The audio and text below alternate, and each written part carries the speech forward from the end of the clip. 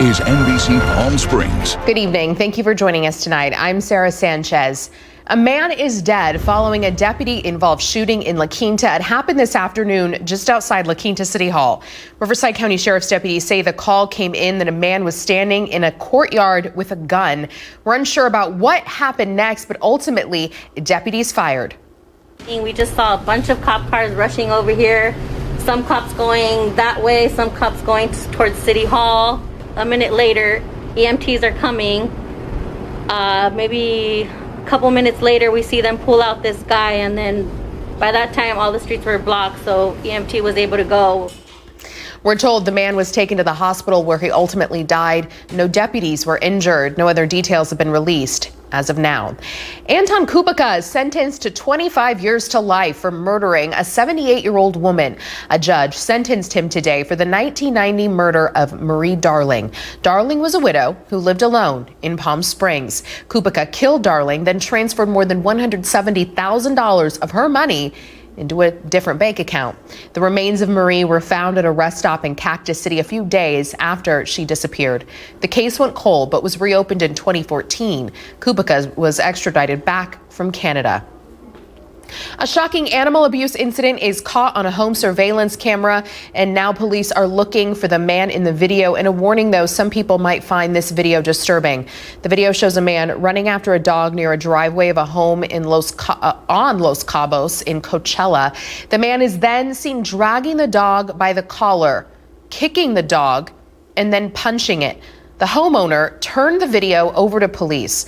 Now, police need the public's help, and if you have any information on this man, you're asked to call Riverside County Sheriff's Department. Many thought a planned In-N-Out in Rancho Mirage was no more, but a draft of an environmental impact report for the planned project has now been released on the city's website for public review. Complaints on traffic flow, noise, pollution, and loss in property value are some of the concerns for neighbors. Public comment is being taken now until November 6th.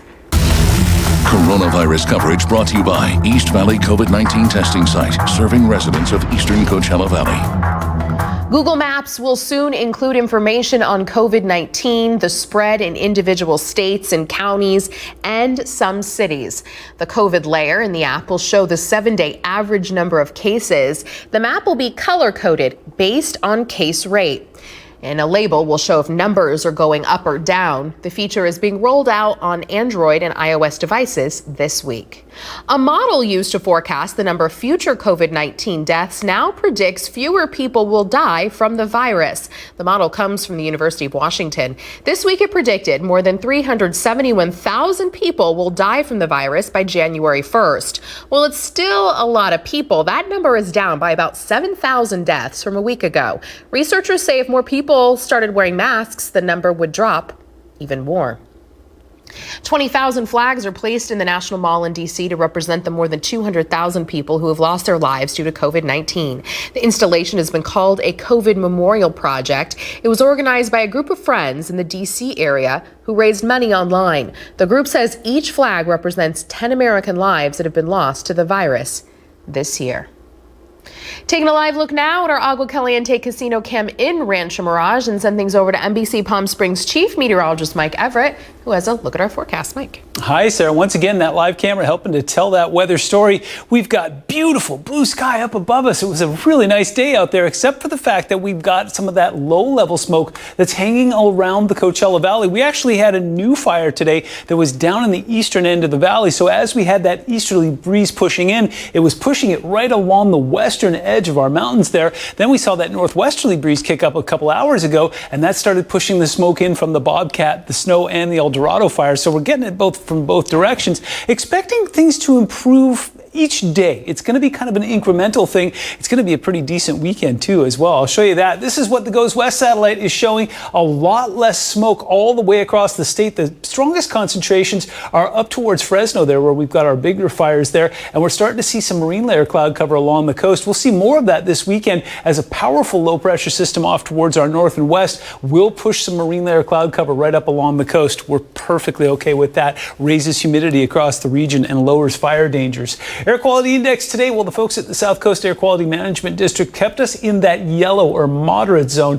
As you head off towards the west there, you are seeing some of that unhealthy air basically starting right around Banning out towards Riverside. And the further west you go, we still have some areas that are in that unhealthy range, especially as you get towards the Los Angeles National Forest, where they've got the El Dorado fire burning. Neighborhood weather right now, still 93 degrees, wind coming in from the northwest about 9 miles an hour. There's that low. We'll take a closer look at that coming up in your full forecast, but all you need to know is this. It's going to take numbers down slightly on Saturday. 104 is what we're shooting for. It's going to be 104 on Sunday as well, but there's a red thermometer there. The reason? We're going to see those winds switch around offshore. It's about to get dry. It's about to get hot again. I'll tell you how hot and how long it lasts coming up. All right, thank you, Mike. A brush fire in Coachella burns about 3 acres along State Route 86. The fire was reported around 3:20 this afternoon. It was put out about 3 hours later.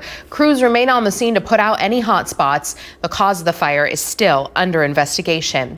One of the biggest wildfires in LA County history is getting a federal investigation. The Bobcat fire has burned more than 113,000 acres and has claimed more than 24 homes. The cause of the fire may have been sparked by Southern California Edison's utility equipment.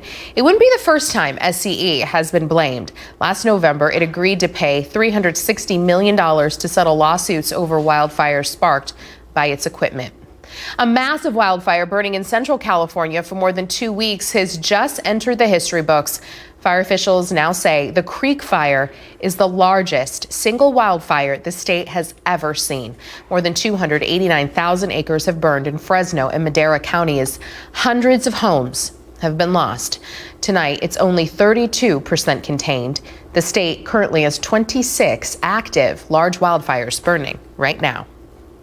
There's been a resurgence of interest in addressing our struggling Salton Sea. First, a series of virtual town hall meetings this week. A new documentary is released, and today, Congressman Raul Ruiz led the efforts for a congressional hearing on the sea. We haven't seen the Salton Sea come before Congress in over 2 decades. Our Kitty Alvarado has more. Come to order the subcommittee's meeting today. The first congressional hearing was held on the Salton Sea since 1997. It was done virtually because of the pandemic. For years, Congressman Raul Ruiz has been pressing for this meeting to bring federal support to the ailing accidental sea. 23 years ago, Congress sought the need to address the federal role at the sea, and yet today we find ourselves on the verge of a crisis. And I'm committed to making change. But not everyone is on board with that change. Representative Tom McClintock says California has nothing to show for the millions it sunk into the sea, and it's their responsibility. Well, that was 18 years ago and $700 million ago, and nothing has happened. But he got pushback from all sides because the federal government owns nearly half or the largest portion of the land. The liability has shifted from the state to the Fed and back. And in that entire course, it's been the local communities who have suffered from inaction. Torres Martinez Desert Cahuilla Indians tribal chairman testified before the committee. This is our Aboriginal homeland and it must be protected. He tells us this hearing and bill that will be introduced by Ruiz can turn around the consequences of inaction. This tragic catastrophe that's happening now is just another addition to many federal broken promises. That's why my bill will help improve coordination, will help the federal government and the administration prioritize the Salton Sea, streamline the projects, and will also match the funds the state are doing. Ruiz laid out the sobering present. The children who already face the highest asthma hospitalization rate in the state of California. And also spoke with us about the grim future of the shrinking sea, fed by agricultural water, where more and more shoreline will be exposed if nothing is done. Imagine this dust not only affecting us locally, but being able to carry all the way to these other states carrying pesticides, arsenic, other chemicals that are damaging to their health. That is why doing nothing is not an option. Kitty Alvarado, NBC Palm Springs. Hundreds of Chromebooks will be going into the homes of local students who are in the middle of virtual learning. Frontier Communications donated 500 Chromebooks to Palm Springs Unified School District. It was a coordinated effort between Frontier and the California Emerging Technology Fund. Being able to bring together a number of different organizations here locally for the purpose of serving families and children who today need the technology for purposes of learning. It's a good feeling that we're able to provide 500 laptops to the families here of Desert Hot Springs. It's a good day. These Chromebooks will go to 6th and 7th grade students at Painted Hills Middle School. Well, coming up next after the break in Louisville, protesters are still angry over the grand jury decision in the Breonna Taylor case. We'll have the very latest in what's happening tonight in Kentucky.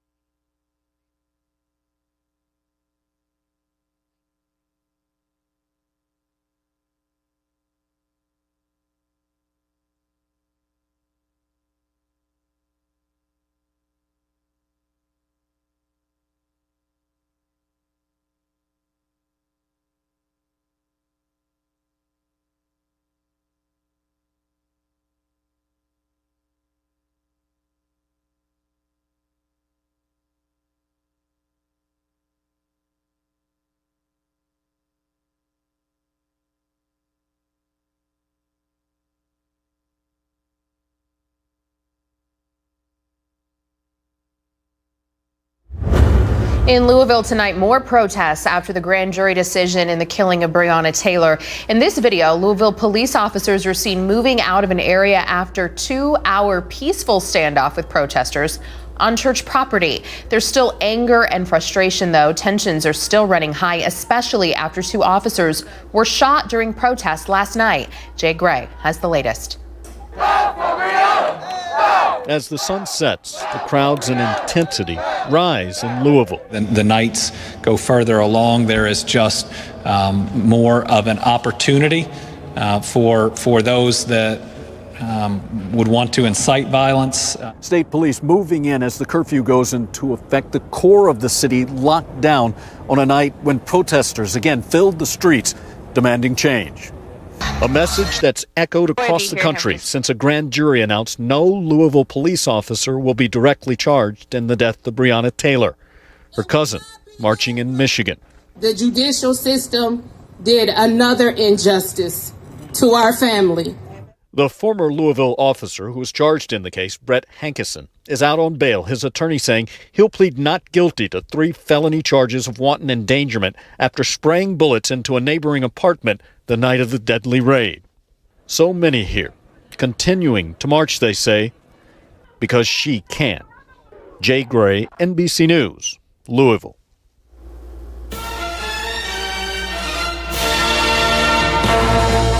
Early voting is underway in Michigan. Michigan is a hotly contested presidential battleground state, and 2020 is the first presidential contest in which Michigan voters can vote with a no-excuse absentee ballot. President Trump narrowly won the state in 2016, and recent polling shows Biden with a lead there of anywhere between 10 to 2 points.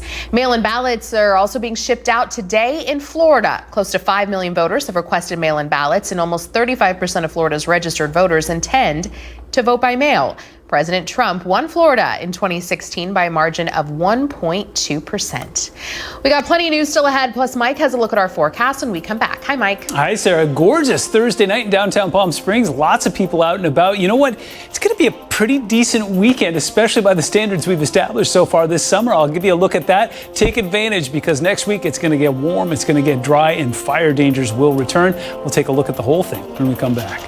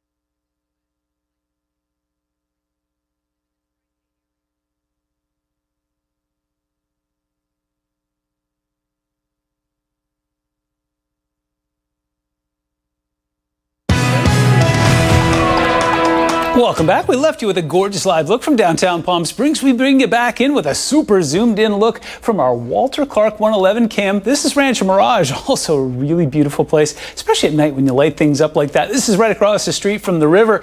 It's not really helping me to tell the story because you can't see the mountains in the background, but the big difference today was that you could. Remember, this time last week we were obscured with all that low-level smoke. It was difficult to see the mountains in any direction. Things are gradually improving, and we'll continue to do that through the weekend. And then we're going to see that wind switch offshore. Good news is on Sunday we'll start to see a lot of that smoke and lower-level particulate matter pushed off towards the west. The bad news is it dries things out and warms them up. We'll go there when we go there. I got a really cute email today from somebody who asked me, if it's called fall, why do the numbers keep going up? Well, to be perfectly honest, I can't answer that for you, aside from the fact that high pressure is in control. We'll take those numbers down this weekend, but as you can clearly see, 97 is the 30-year average for today's date. We were 11 degrees above that. And the overnight's not so bad, 4 degrees above average. 74 is where we bottomed out. 70 is the 30-year average. And then nowhere near record territory on either front. But what's extraordinary about today is both our records, high and low, were set in the 1940s. Mid-70s right now in the Yucca Valley. We've got 49 in Big Bear. That sounds delightful. 63 in Idlewild. Quick reminder, to the best of my knowledge, the last time I looked, most of our national forests are still closed because of fire dangers right now. So if you do have some plans this weekend, make sure you're checking before you go, because they may turn you around once you get up there. 82 currently in 29 Palms, 89 in Coachella. We're getting some updated numbers right now from Desert Hot Springs, where we've got some 86 numbers. 1,000 Palms is doing the same thing. thing. Still stubbornly holding on to some low 90s at Palm Springs International, but we will cool into the mid-70s tonight. I got infrared zoomed way out to show you a couple things here. That low pressure system that was basically parallel with British Columbia this time last night has now moved onshore, and it's got some pretty solid flow behind it. It will bring some snow into the Rockies up in Canada this weekend there. First significant snow of the season there, but what you're seeing is that tail, what's called a long wave trough, was originally supposed to swing over Southern California, was really going to do something spectacular for us this weekend, but it looks like nope, it's just gone horizontal there, and will continue to do that through the weekend. It still keeps flow onshore for us, so it will cool us slightly and keep those breezes coming off the ocean there. But as I mentioned, once that moves through, high pressure builds in behind it, and all that flow is going to go offshore once again. Let me show you the Atlantic, because there's not a whole lot going on there right now. In fact, we've got some storms still coming off the African coast, but nothing that looks like it has any potential for development over the next week or so. So for the first time in a good long while, I'm showing you one storm, Beta, which was not a particularly great storm. Remember, the folks in the Gulf there have already been battered by Laura and Sally so far this year, and they got that Beta that came through there, dropped about 16 inches in a lot of spots. So they're happy to see that move off towards the north and east. 70s and 80s up in the northeast tomorrow, some 80s in Miami, 105 in Phoenix, and some 60s and 70s up and down the coast. We got winds that have finally mellowed out coming in from the northwest. We start in the mid-70s on Friday. We get to 103 by 4 p.m. 105 is where most of us will top out. Thousand Palms is doing their own thing at 104. Mid-90s in Joshua Tree, and some mid-70s in Big Bear. Your Comfort Air 7-day forecast shows us getting down to 104 on Saturday and Sunday, but as I mentioned, that wind turns offshore on Sunday night. We start to warm up and dry out again. 109 Wednesday and Thursday. Well, congratulations are in order for This Is Us actress Mandy Moore. The singer announced she and her husband Taylor Goldsmith are expecting their first child. Moore shared photos of her growing baby bump with the caption, "Baby boy Goldsmith coming early 2021." The couple will celebrate their second wedding anniversary in just a few weeks. Upcoming movies now in theaters for the first time this weekend, streaming and on demand. Manny the Movie Guy has your preview. Hello, movie buffs. Get your calendars ready. First stop, a documentary about food. It's deliciously riveting. Thank you, Manny. Filmmaker Laura Gabbert documents Chef Yotam Ottolenghi as he prepares to bring the sumptuous desserts of Versailles to the Metropolitan Museum of Art. Ottolenghi and the Cakes of Versailles from IFC Films is out in theaters and on demand the weekend of September 25th. Also on the 25th, Netflix is releasing the true-life drama of the countercultural protest of the trial of the Chicago 7 in select theaters for Academy Award consideration and will be available on streaming October 16th. Also on Netflix, The Boys in the Band. Mary, take me home. This is a remake of the seminal LGBTQ film featuring real-life out gay actors. The affecting drama streams on September 30th. Well, I wrote the movie because of Craig. Kathy Lee Gifford wrote the script for Then Came You. Teaming up with Craig Ferguson, the sweet rom-com lands in theaters on September 30th and on demand on October 2nd. Bonjour, you guys. Pardon my French, but I fell in love with Emily in Paris. This 10-episode series is the brainchild of Darren Star from Sex and the City and Beverly Hills 90210. He'll also say bonjour to Emily on Netflix October 2nd. Is our first female field agent. Real-life lady spy Virginia Hall gets her overdue film in the intriguing A Call to Spy in theaters and on demand also October 2nd. Then on October 9th, Yellow Rose. I never fit in. Immigration and country music collide in this heartfelt coming-of-age drama that you need to see. Isn't the life you wanted? And just in time for Halloween, Amazon teams up with Gloomhouse to release 4 scary flicks in October, beginning with A Lie and Black Box on the 6th, and Evil Eye and Nocturne on the 13th. And Hulu is not far behind. Get ready to be scared by Clive Barker's Books of Blood on the 7th. With your neighbor? And finally, if you love your scares with a little bit of laughs, get ready for Adam Sandler's Hubie Halloween on Netflix, also on October 7th. I'm Manny the Movie Guy. Mark your calendars and have fun watching a movie.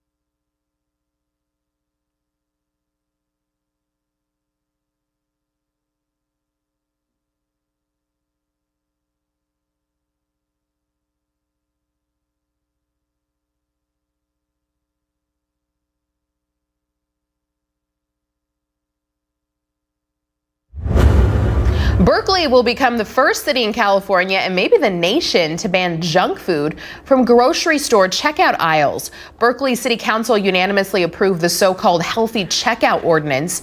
Only low sodium, low sugar foods can be at checkout lines. It goes into effect next spring. Ring, the company most known for their video doorbells, has introduced a flying camera. The drone is $250, and the drone can automatically fly on preset paths to specific spots in your home, streaming to your smartphone along the way. The drone can also fly to something on its own if it detects motion. It's set to be released next year, but privacy experts are already raising the alarm due to Amazon and Ring's partnerships with police departments. Honestly, like, the thing's just going to go after my dogs, and they're not going to like it. Sports is up next. We'll be right with us. We'll be right back.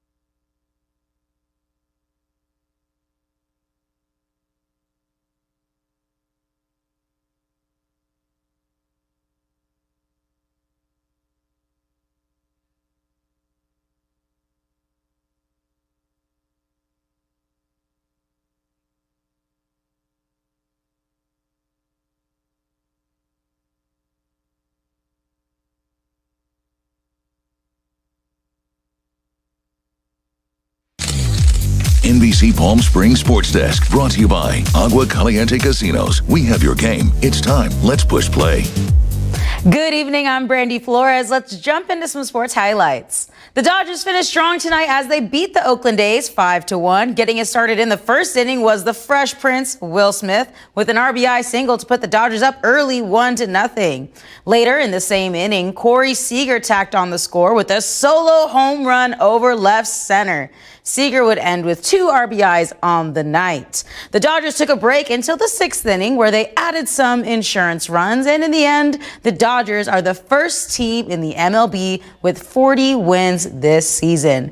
I know Los Angeles was very happy tonight after this Lakers win over the Nuggets. Starting off was this steal by Rajon Rondo. He's going to find LeBron down the stretch for a quick 2 points. AD had a phenomenal night, scoring 34 points. He was a big factor in the Lakers staying ahead throughout this game.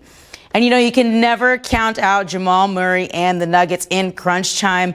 I mean, look at this layup where he went under and over LeBron to place it in the basket. I mean, midair. Just how? These 2 points were definitely well deserved. And later in the game, LeBron had made the decision to guard Jamal Murray, and I'd say that one worked out pretty great. And so the Lakers would take game 4, 114-108 over the Nuggets, and are now leading the series 3-1. The Lakers are 1 win away from the NBA championship finals. Game 5 is this Saturday.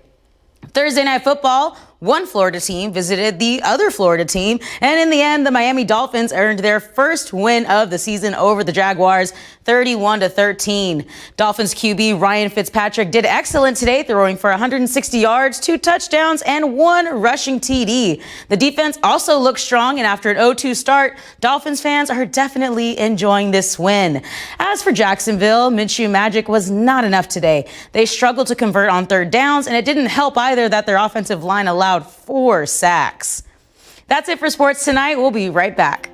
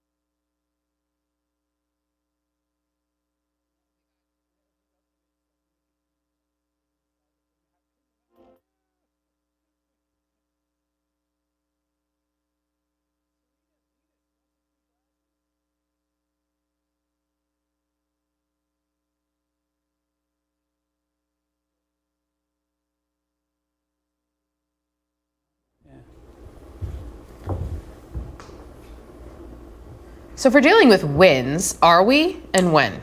Well, it's a great question. So we're going to be seeing onshore flow this weekend. Nothing particularly exciting Friday and Saturday, except for the fact that on Saturday, that onshore flow pushes us down to 104. We're going to stay there both Saturday and Sunday, but then as you see there on Sunday, I cleverly wrote the words offshore winds, and you notice there's a bunch of thermometers there. So what that means is that we will slowly start climbing back up warm again, basically where we are now. But the big difference is a lot less humidity, higher fire concerns. So here we go again. Yeah, here we go again. Let's hope for the best. All right, thank you so much for joining us. We'll see you tomorrow night.